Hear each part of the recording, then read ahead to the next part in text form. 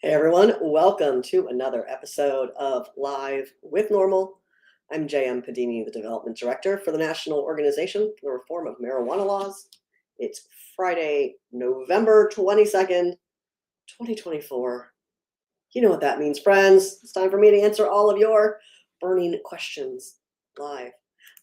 Take a quick second to hit that like, follow, or subscribe button wherever you're watching so you never miss when Normal goes live, and drop a note in the comments. Let me know where you're watching. Hey, Samuel. Happy Friday to you, friend. Hey, James. Welcome back. Good to see you. Hello, everyone on Instagram who are on another computer today. um, Jax, is it really you? I see you. Hey, James in San Francisco. All right, all right. Hey, everyone in Texas. Can you hear me now, Texas? Can you hear me now? James, can you hear me? The internet's really bad today, apparently. Hey, Tara in Vegas. Hey, Joseph. Thanks for joining us. Good evening to you as well. All right, we'll see how the internet goes for this show. It's not good. It's just thinking about raining here in Richmond, so that means internet is not for us. Let's get into some news. Hey, Fred, happy Friday to you. Is it cold and rainy up there as well in Loudon? It's not. It's not. It's not rainy here now. It's like little misty drops, maybe at most. Hey, Tim. Hi, Jackie. I was talking about you yesterday, Jackie. I see you. And hey, Tim. We're gonna try to finish the job legalizing Virginia. Okay, I'm good. I'm glad everyone can hear me. All right, let's Samuel, it snowed in North Carolina. Wow. Hey, John. Welcome back. let's talk about some news this week. This story is actually from last week, but I couldn't remember if I had a moment to mention it. Paul was on with me last week to talk about the impacts of the 2024 election results on state and federal policies. And if you didn't catch that show, you can rewatch it on Facebook, on LinkedIn, probably on Twitter, on YouTube.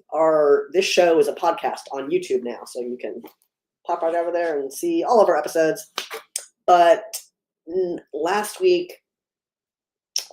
Friday, I think it was actually, Paul wrote, it was 15th. Paul wrote about this study. Cannabis use is not associated with later IQ decline. I'm going to share that in the chat. Sorry, Instagram. I can't share it with you. The platform doesn't work that way, but you can read all of these stories on the NORML website at normal.org. Either going to be right there on the front page or in the news section. And you can get NORML news delivered straight to your inbox every Thursday at about 4:20 p.m. Eastern, because we're funny. And then on Saturdays, we have NORML's Weekend Weed Read that comes out about 9 a.m. Eastern. So you can get all this and more in your inbox straight from us. Just subscribe, normal.org/subscribe. Make sure you check the Weekend Weed Read box, and you'll be all set for cannabis policy and science news in 2025. All right, so, hey, Matt, thanks for joining us. Cannabis cured your glaucoma. Cool. But anyhow, hey, Megan, thanks for joining us. It's a pleasure to have you here. You're in New Mexico. Amazing. Nick, I see your comment. But in this study, researchers determined that participants in the study who had a history of cannabis use experienced significantly less cognitive decline over their lifetimes compared to non-users. So there you go. That was worth taking. Even if we did talk about it last week, it was worth seeing that again. What else? What other science things do we have to talk about regarding what cannabis is not associated with? Let's talk about high blood pressure and hypertension, shall we?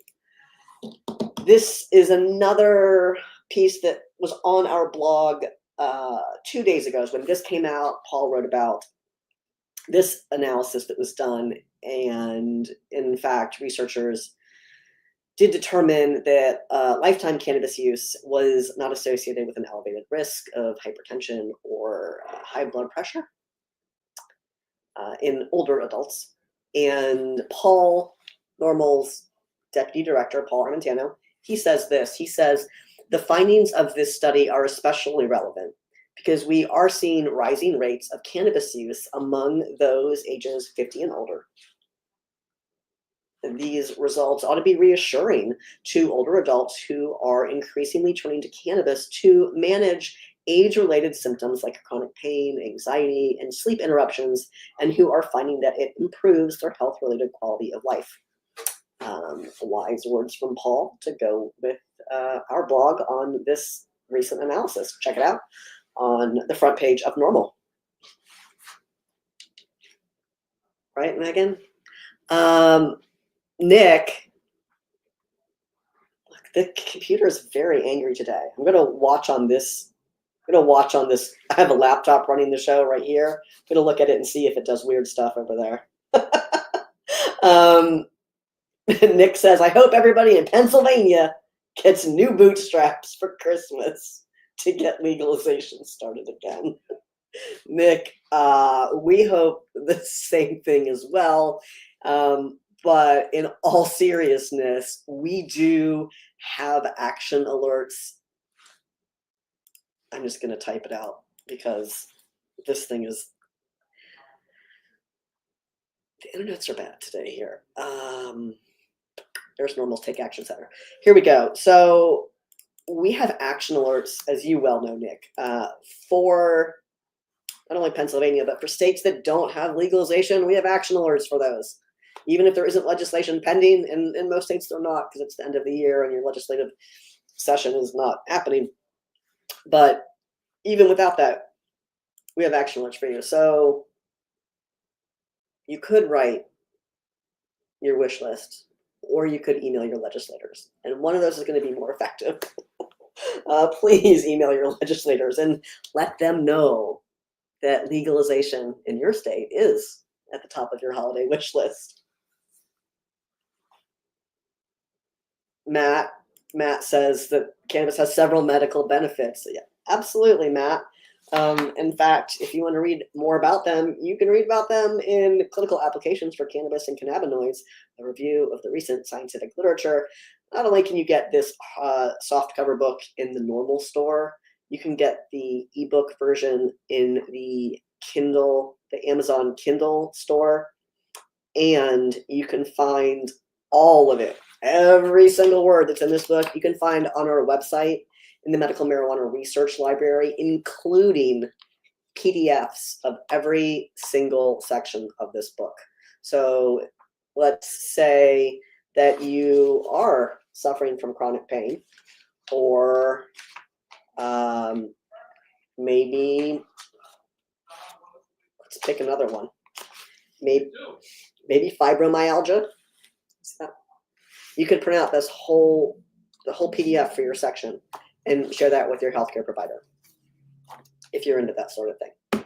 Thanks for bringing that up, Matt. Appreciate it. Megan, we would agree. It is, in fact, not a gateway drug. Not only is that the position that NORML has long espoused, but the federal government has said the same thing repeatedly as well. Hey, John, welcome back. Good to see you. Hey, local on Instagram, I see you. Happy Friday.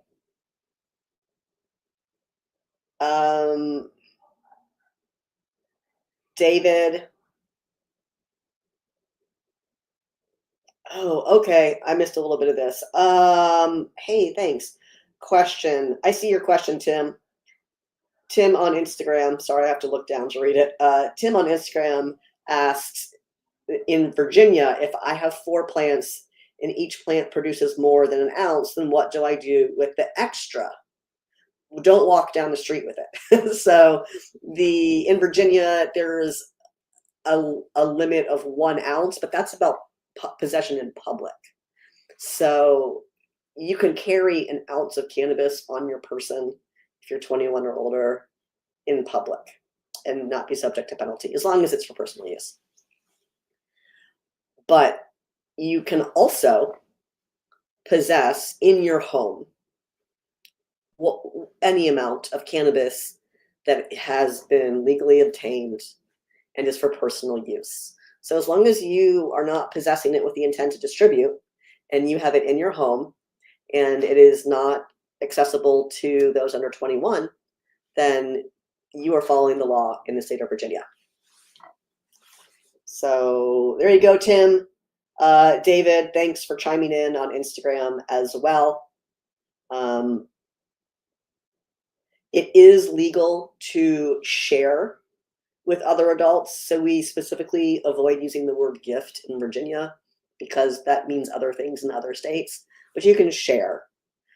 You can give to another adult who's 21 or older in Virginia cannabis, as long as there's no active remuneration. So you can't give it to someone for money. You can't give it to someone in exchange for other goods or services. You can't buy a t-shirt and get cannabis as a gift. That's not legal. But you can just give your neighbor who's also 21 or older, you can just give them up to an ounce of cannabis, just like you could give them a bottle of wine, or you could have your friends come over who are 21 or older and have a beer or a cocktail with them. The same thing applies for cannabis. You just can't sell it or exchange it for goods or services in the state of Virginia. Thank you to everyone who chimed in on that message. What about, oh, Tim, I see you on both. What about mushrooms in Virginia? So that's not what the M in NORML stands for, but I can tell you that it's not legally permissible to sell those. Not that people don't.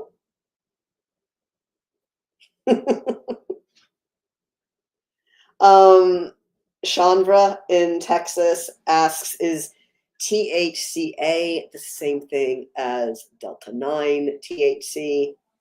Yes and no. So let's talk about how THC is present in the plant naturally. Just like CBD, for example, THC is present in the plant itself in its acid form. That's what the A is for. THCA means tetrahydrocannabinolic acid. That's just how it occurs when the plant naturally produces it. Now, in order to make that intoxicating, we'll just call it that, right? In order for it to have that intoxicating effect, to transform from THCA into Delta 9 THC, you got to knock that A off. It's called decarboxylation, and so to decarboxylate is going to involve heat. Some decarboxylation will occur during the curing and drying process, but mostly it's going to happen when the cannabis is heated up. That's when it converts from THCA to Delta 9 THC. I'm trying to look at the questions as well. So yeah, but when you see THCA flower, that's weed. If you go to a state licensed dispensary, wherever you are in the country right now, and you buy cannabis flower, you're buying cannabis flower that has THCA in it. And when you heat it up, it will decarboxylate into Delta 9 THC. So that's what that's all about. Someone else is asking, how do I produce THCA versus over 0.3% plants? That's what it is when you're. That's how it is in the plant. It's present in the plant as THCA. There's a conversion. The amount of THCA You multiply that by 0.87, I believe, and then that is what the expected amount of delta-9 THC will be after it is decarboxylated. So it's not like a straight 1-to-1. It's pretty close. What's the medical difference between, you guys have a lot of questions today. What's the medical difference between THCA and delta-9 THC? There are applications for THCA versus THC. And typically, if you're reading a study, it's going to talk about THC. Most things are going to be done on THC, but there are studies done on THCA, and THCA's benefits have really been demonstrated in helping cells regenerate and repair in the intestinal lining. So a lot of patients who suffer from gastrointestinal disorders like IBS or Crohn's have found benefit from THCA, and they even will juice the leaves of their cannabis plants. But that acid form of it seems to be really helpful for those damaged cells. You can find more about that on our website. Just go there and use the search on our website.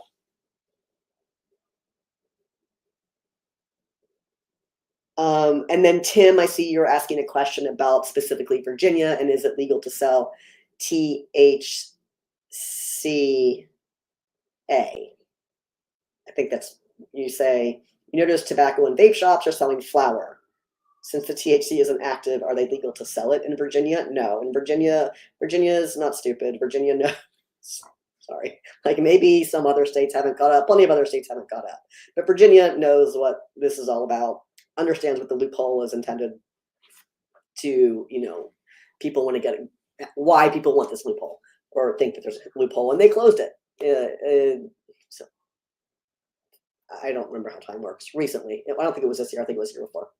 Anyhow, the point is, no, you can't. In Virginia, like many other states, uses total THC. Unlike federal law, which specifies 0.3% delta-9 THC by dry weight, Virginia uses total THC. So if you're selling a product that's THCA, that's going to count toward total THC. I'm going to look at this computer now.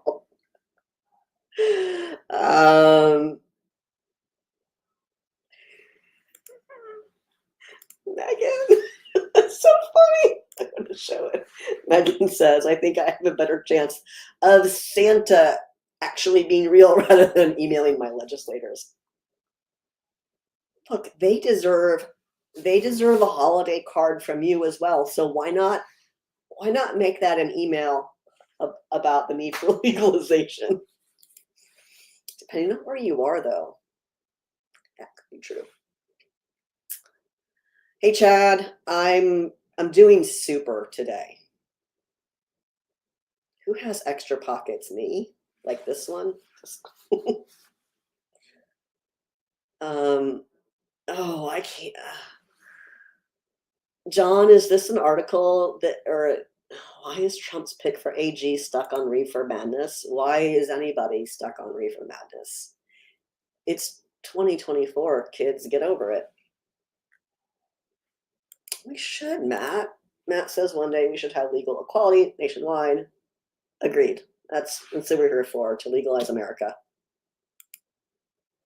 Hey, Greg, how strict are the THCA laws in Virginia? I think you probably heard me talking about this just a second ago, but yeah, Virginia's laws are fairly well written. It's almost like actual experts were involved in the writing of some of these laws. And in particular, when it comes to THCA, that does count toward the total amount of THC that is permissible in a product in an unregulated I hate to use this word because it's not hemp, but if you want to call it hemp and a hemp product, total THC is how that's measured. So THC will count toward that. And then for retail, there was a provision that took effect. I believe it took effect on the 15th of November that requires retailers who sell regulated hemp products, which means any hemp product intended for human consumption. Like, like intoxicating hemp product, like a CBD product, or not rope, not not hemp hearts that you buy at the grocery store. That's what I'm talking about. You know what I'm talking about. Uh, you have to register with the VDAX, and you have to pay $1,000 fee to get your license for your retail establishment. I think that just took effect on the 15th. Hey, Chris, thanks for joining us.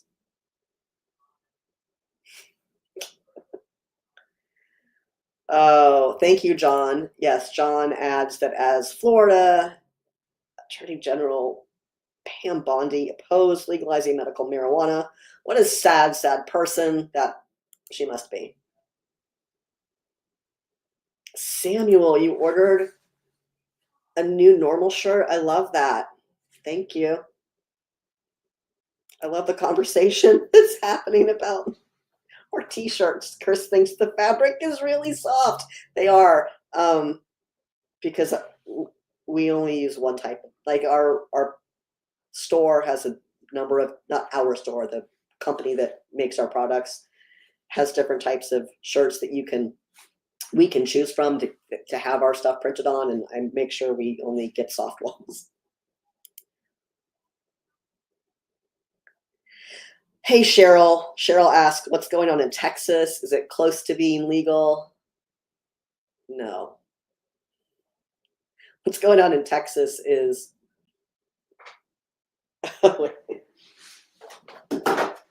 elections have consequences. That's what's going on in Texas. Good news, though.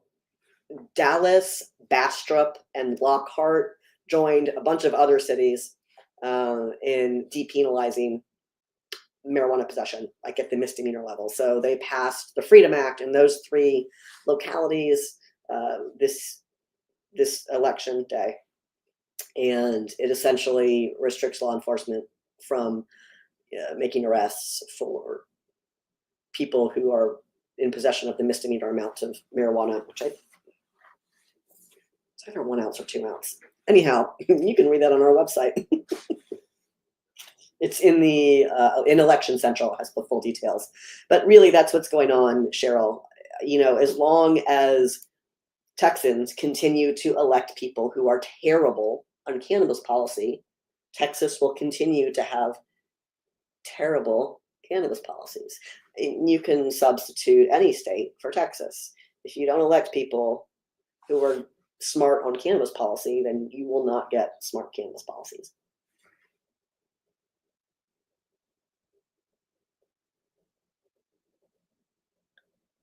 David, yes.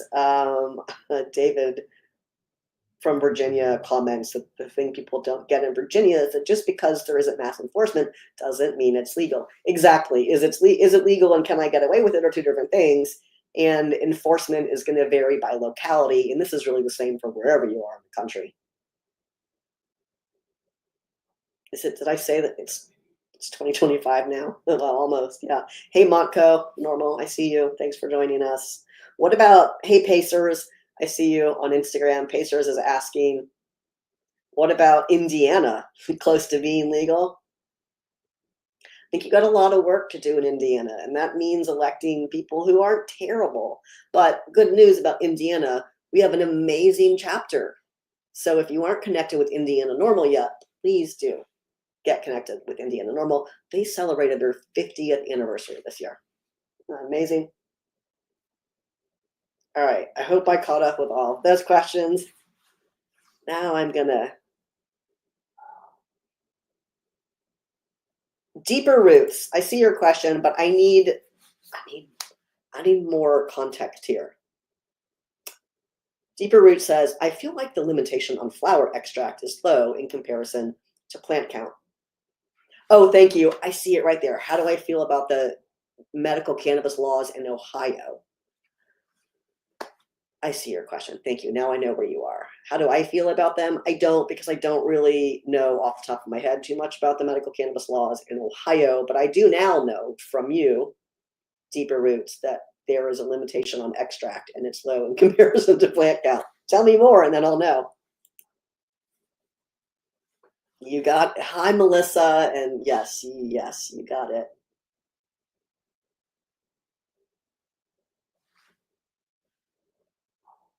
We do need better people in office.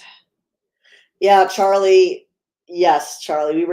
Paul and I were just talking about that. So the Attorney General in Texas has presented a legal challenge to every one of these recently passed measures, depenalizing or decriminalizing, however you want to say it. We don't call it decriminalization at NORML. We call it depenalization. It's really like a lowest level priority. Anyhow, whatever you want to call it in Texas, those local measures, the Attorney General has filed a legal challenge against every single one of them and continues to lose. So this was totally expected that,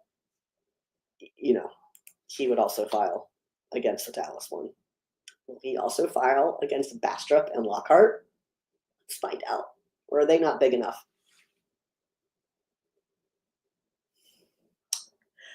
Okay, I don't know what that's about. Tim, yes, NORML is a nonprofit organization. Yes, I get paid to work here because it's my job, but I don't get paid any differently for doing this. This is just we're a nonprofit. NORML is a 501c4 because we do engage in lobbying. There is also the NORML Foundation, which is our sister organization that is a 501c3. So donations to the NORML Foundation are completely tax deductible.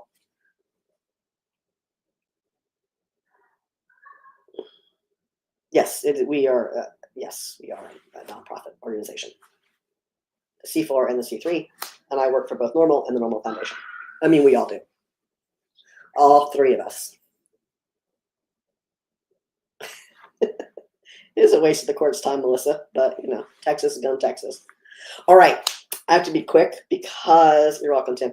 I have to be quick because I have a thing I have to get to. So let's go through the rest of these. I have some good state-specific news. That's what we're here for. We're here for news, and I have some good state-specific news.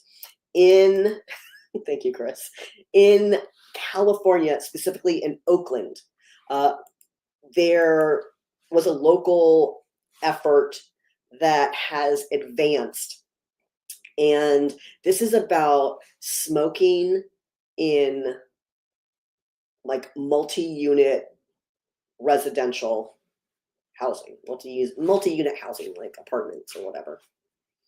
And the city council is moving this ordinance to ban smoking in like apartment buildings, but California NORML stepped in and was successful in exempting cannabis from this proposed residential smoking ban ordinance. So great work, California. I believe there's one more vote that this has to have, but amazing work by California NORML. And then in Colorado, let me tell you about this one. Colorado legalized adult use in 2012. Colorado began sales in 2014. So let's go with the 2014 number. That was 10 years ago. 10 years ago, legalization took effect in Colorado. And just this month, voters in Colorado Springs decided on a pair of municipal ballot measures that would essentially pave the way for adult use retail to finally begin in that locality. What it would do is allow sales to begin at existing medical operators. It doesn't provide any new licensing in Colorado Springs. It just says these existing medical dispensaries would be able to sell adult use cannabis. There were two competing measures. So voters had to decide on two measures, one to permit this to happen, and then one that wanted to prohibit it within the city charter, essentially removing the opportunity for voters to ever revisit the issue. And they rejected that. Hey, Cheryl. Jax was the executive director of Texas NORML. She isn't anymore. But I can put you in contact. First of all, you can email TexasNormal at info@texasnormal.org, or you can email me at chapters@normal.org, and I can direct you. I can forward your email on to Texas Normal. Yes, John, they do have a website. That's correct. Thank you. Yeah, insulin. Colorado Springs was one of the outliers in the state, and it could it could be over. It could be done.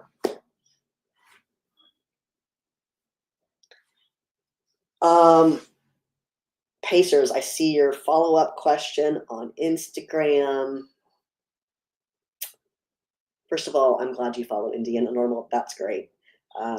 Pacers asks, if and when Indiana becomes legal, will it follow more of an Illinois plan or a Michigan plan? Also, will it become federally legal anytime soon? So it's up to Indiana. If Indiana chooses to legalize and regulate cannabis for medical adult use, it's up to Indiana how Indiana does that. And then will it become federally legal anytime soon?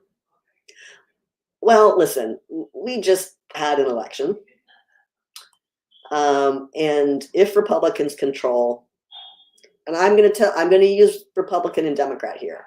And I'm going to use it every time we talk about politics. It's not partisan. It's just reality. Okay.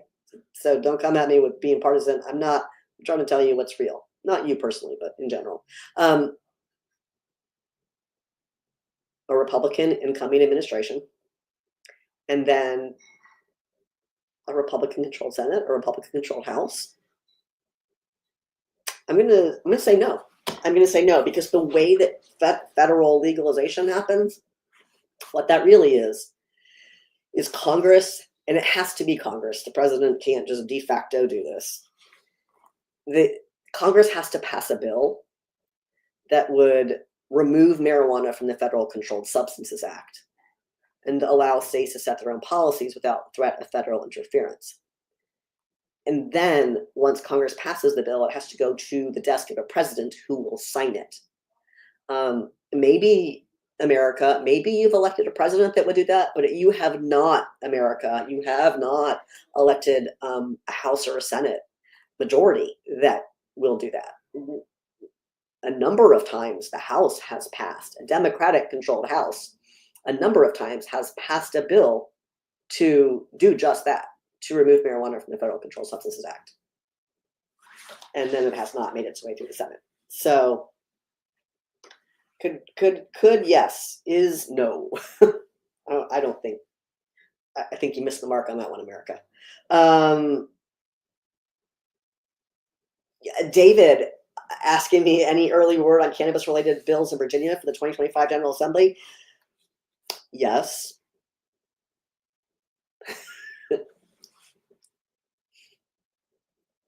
What can I tell you? What I can tell you is you should expect to see the same legislation you saw last year. Not that there won't be other bills, but you can expect to see the same bills from Delegate Krizak and Senator Rouse, presumably both the same people carrying the same bills again. The governor vetoed those, so that's what you can expect. That's what I'm going to say today, right now. As we get a little closer, I can tell you a little bit more.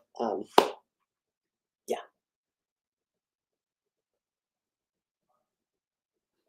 Yeah. Oh no, on Instagram, I see your comment about RFK and his support for psychedelics and cannabis. But he's not in Congress. So that's not going to help.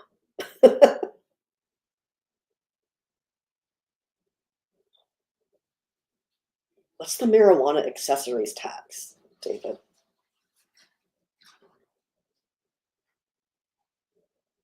Tell me about the marijuana accessories tax that you're talking. Are you talking about in legislation in Virginia? I don't even worry about whatever happens this year because it's not real. You still have the same governor.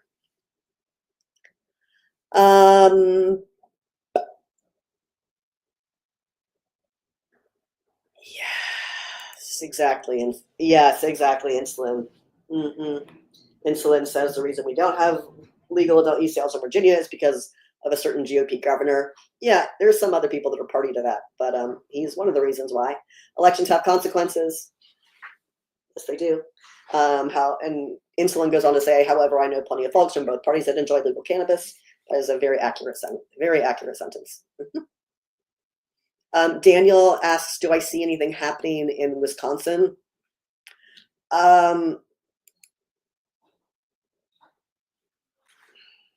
Not right now. Not at the moment, I don't. Once we get into the 2025 legislative sessions, I can probably, look a little bit more at that and tell you, but Wisconsin's been weird for cannabis. Oh yeah, David, I wouldn't sweat it from the last bill. Let's worry about 2026 when we're done with this administration. But 2025 is going to be another dog and pony show. So enjoy.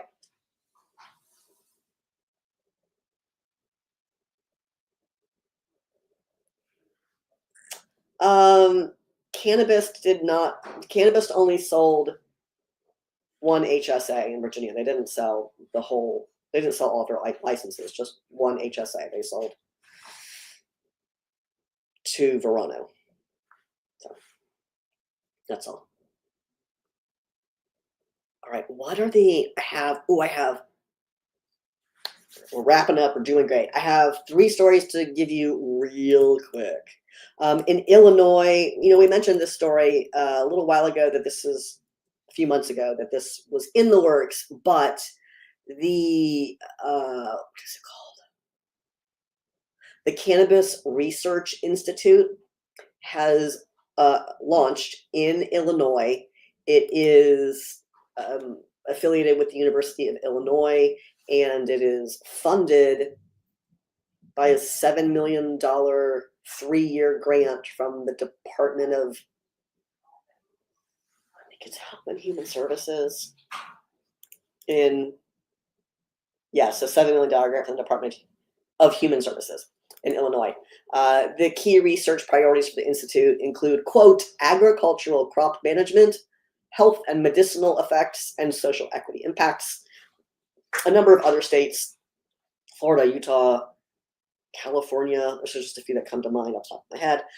Kentucky have research centers in their states for cannabis, and Illinois joining that list.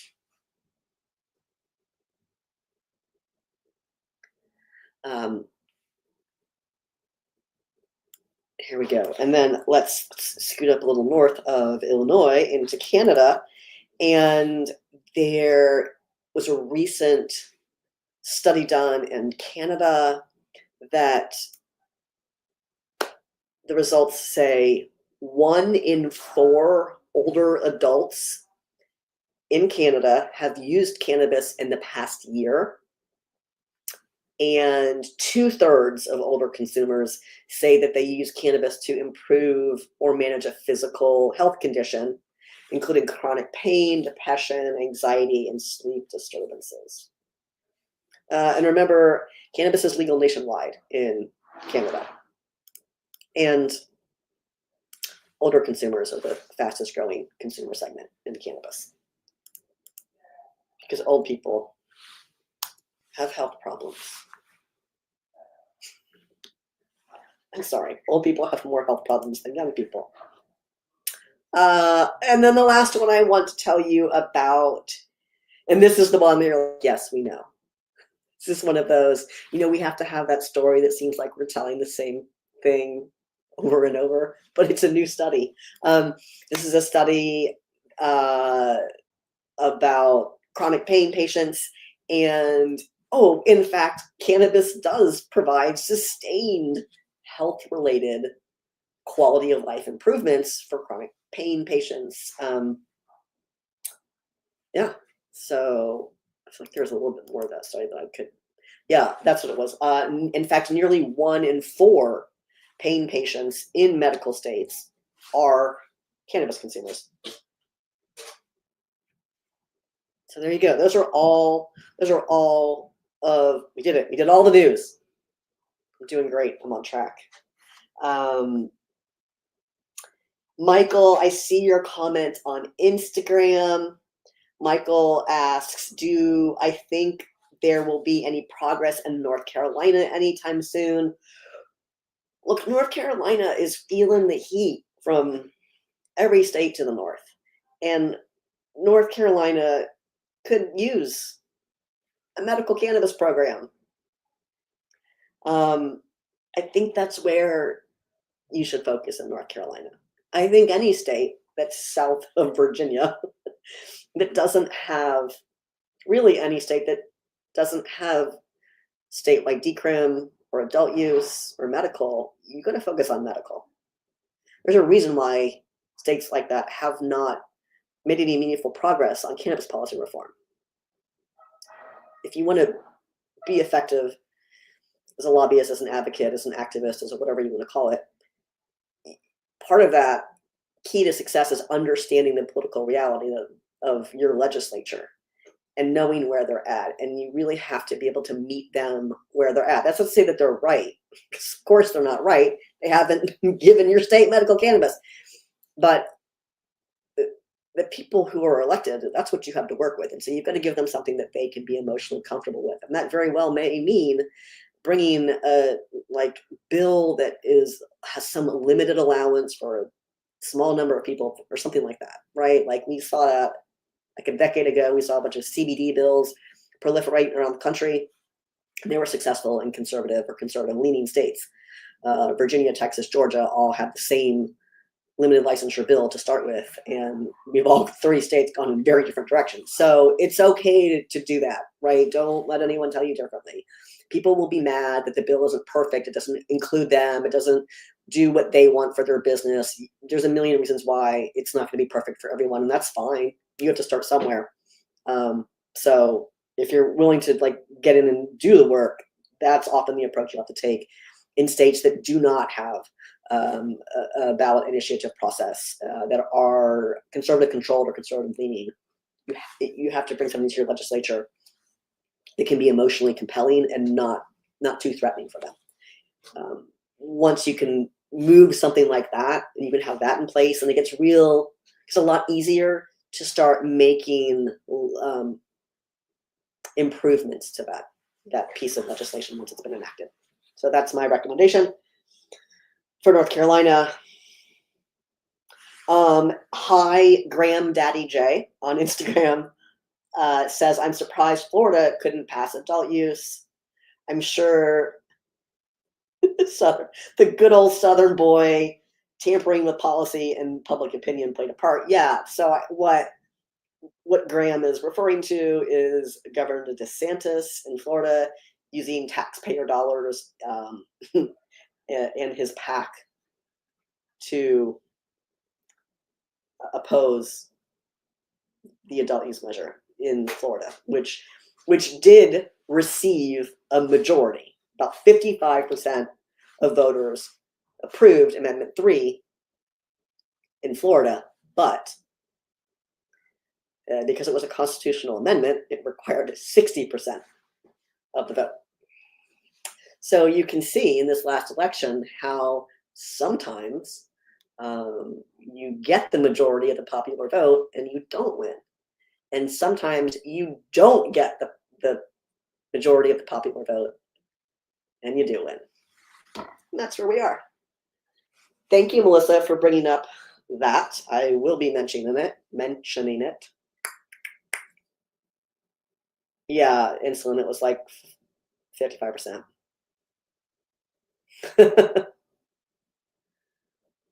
Oh, yeah, that's right, insulin. Any step forward is progress.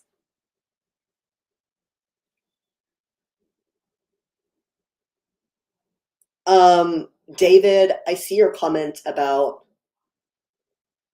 the current lieutenant governor in Virginia. No, she is terrible on cannabis policy. Terrible. it would be 4 more years of what we have now. So that's your issue as a voter in Virginia. That's not it. I'll tell you this. I have for 3 years now taken our lobby day attendees to the Virginia General Assembly and had them introduced in both the House and the Senate gallery. And the Lieutenant Governor presides over the Senate and does the introductions. So if a group is visiting, they will be seated in the gallery. They will rise. The Lieutenant Governor will recognize them and thank them for their time and talk about what they do. If there is a group that the current Lieutenant Governor does not like, she will say, "Thank you for being here and seeing how your government works." That's it. And that's been very disheartening for our lobby day attendees. They feel like they look at me like, why is that what she's saying about us? So it is unfortunate. They feel bad. They feel like, well, all these other groups got all these nice talks about what they do, and then I didn't get anything. Like, yes, that's correct. That's what she thinks of the work you're here to do. So, and I see your other comment, David, and yes, she will. Absolutely. The other candidate will run a much better campaign. So we'll see how that goes. Very disappointed in the new Attorney General in general, or just wherever.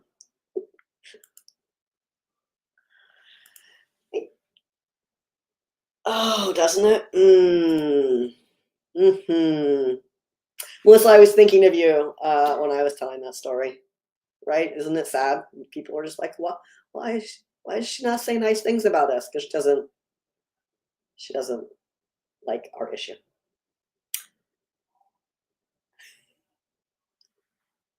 Hi, Mom. Oh, it's always a fun day when your mom starts watching your show. And like, you got in just under the wire because I'm almost done. What else do I have to tell you? Okay, so tomorrow is, of course, Saturday, and that means NORML's weekend weed read is delivering. If you haven't subscribed yet, now is a great time. All you need to do is go to norml.org/subscribe and make sure you check the weekend weed read box so you never miss an issue. What else do we want to tell you? To do events, and then let's say goodbye. So coming up tomorrow Saturday, Sunday is the rotation by Suncoast NORML, one of our Florida chapters. This streams live on YouTube at 11 a.m. Eastern time. I think it may stream on some of their other socials as well, but you can find them on YouTube at Suncoast NORML. I know they're also on Facebook at Suncoast NORML. So check them out, and I believe they have a double header tomorrow. NORML political director Morgan Fox will be jumping in the rotation. I believe he was supposed to be on last week, but they had some technical difficulties, so you get 2 guests jumping in the rotation with Suncoast NORML on Sunday. And then we have some big events coming up. The first week of December, I'm looking at my calendar, which is still in October, so that's not helpful. But December 5th, 6th, and 7th in Key West, Florida, is the 2024 NORML Key West Legal Seminar. You can register now at norml.org/Key West. It's at the Pier House Resort and Spa. If you're an attorney, NORML legal seminars are fully accredited in every state that requires CLEs for practicing attorneys. If you're not an attorney or you don't need the CLEs, great. We have a discounted rate for you then. So come out and join us. It's a great opportunity to connect with legal experts from around the country as we work our way from prohibition to cannabis freedom. And as Chris says, hit that like. Coming up in January, we have the 2025 Virginia Cannabis Conference presented by Virginia NORML. This is January 24th, 25th, and 26th. Tickets are available now at virginiacannabisconference.com. You can use the same website to register for Virginia NORML's Lobby Day This will be the following Monday, January 27th. It's free to participate in Lobby Day, but we do want you to register in advance so we can try to get you appointments with your lawmakers. And what else? There's a lot of great events that happen at the Virginia Cannabis Conference. That Friday night is the welcome reception. Saturday is the full seminar and expo day. Saturday evening is the Commonwealth Green Gala and an award ceremony. And then Sunday is another full day of seminar and expo.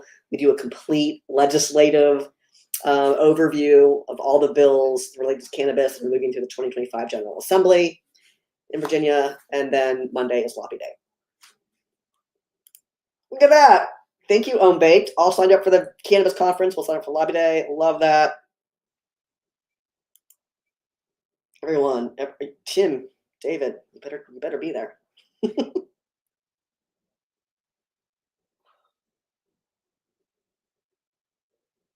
that okay? I can't see your emojis. They're too small. Oh, Melissa says, and they feed you all weekend. Yes, you will get food. All right, friends, this has been a blast, but I gotta go do other things. I love hanging out with you. You all had fantastic questions this week. Thank you so much. We will not get to hang out together for a minute. I cannot not see the calendar anymore. That's how time works. What's today? Let's see. Today's the 22nd.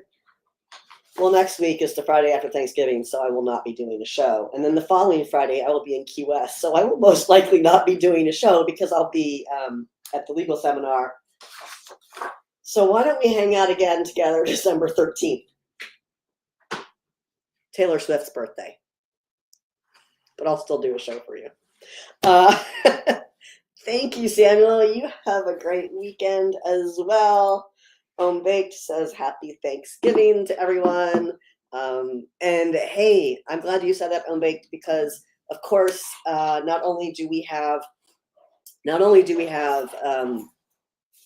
Thanksgiving kind of coming up, but we will have Black Friday and Cyber Monday, and then Giving Tuesday. So remember the NORML store. store.norml.org when you are shopping for holiday gifts or just looking for some fun stuff to get for yourself on Black Friday or Cyber Monday. You know, you can give the gift of legalization at the NORML store. Everything you buy there is a donation to us. Wouldn't it be great? I don't think Taylor Swift is going to spend her birthday on our show, Own Baked, but Own Baked says, will Taylor be the special guest on December 13th? Only in my heart. And then, of course, Giving Tuesday is the Tuesday immediately following Cyber Monday, and we will, of course, be doing our year-end fundraising campaign. So I hope you will think about NORML when you think about your year-end giving. All right? We can't legalize it without you and your support.